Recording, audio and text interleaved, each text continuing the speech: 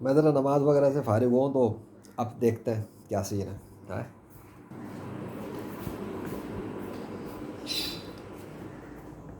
हाय हाय, धूप धूप किसी की।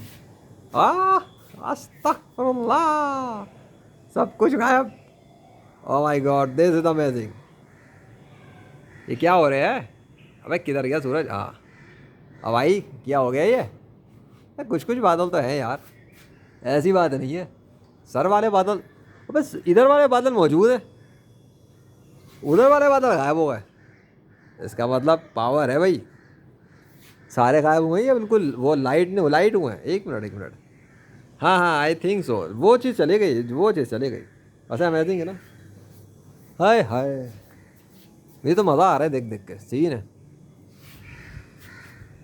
इधर से भी तो देख लो मैं ज़रा क्या सीन चल रहा है। ओहो हो। अबे ज़रा बादलों के लश्कर देखना कितने सारे हैं।